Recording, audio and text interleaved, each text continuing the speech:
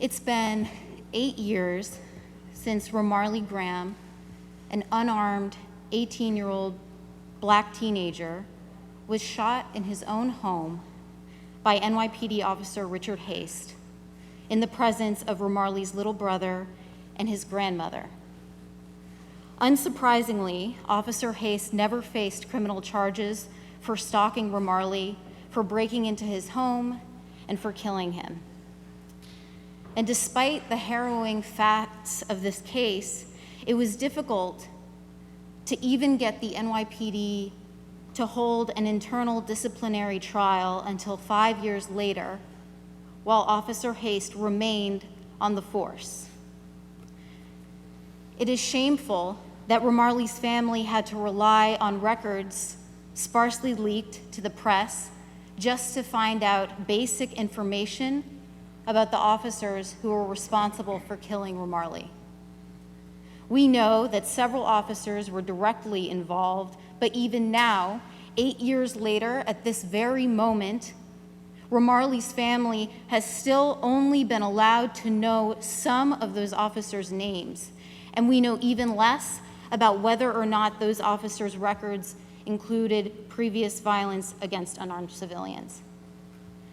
Repealing Section 50A is about giving these families answers when we know that collectively we have not given them justice.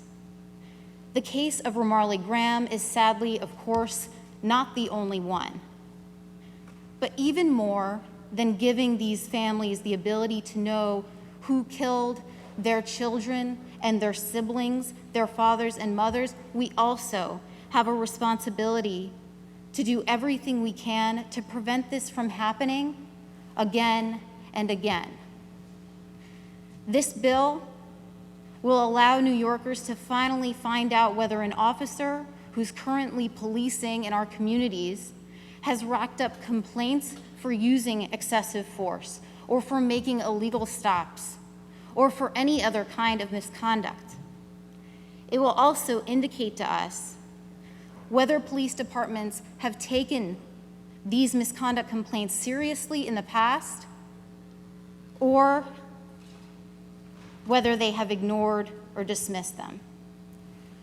By repealing Section 50A, we will make it possible to find out whether police departments have ignored repeated patterns and complaints about officers' behavior.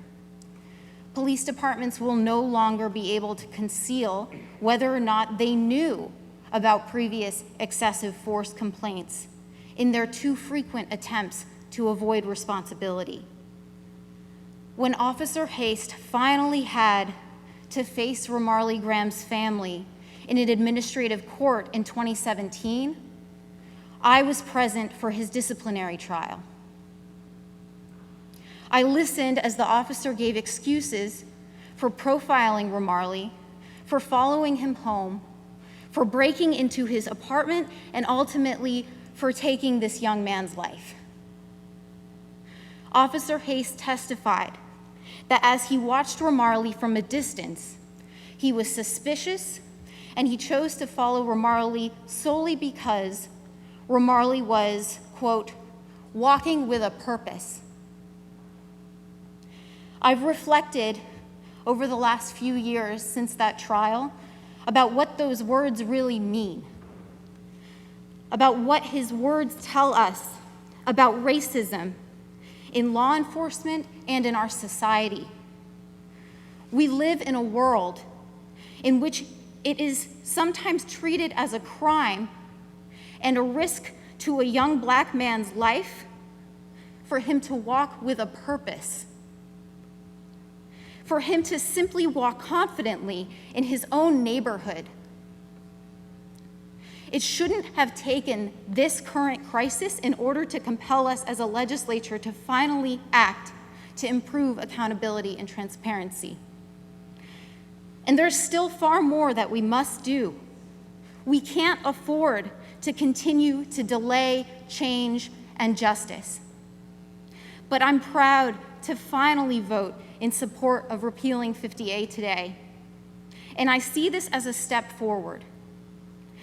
May we all get to see the day when every person, regardless of their skin color, can walk confidently and safely in their own neighborhood. Thank you, Mr. President.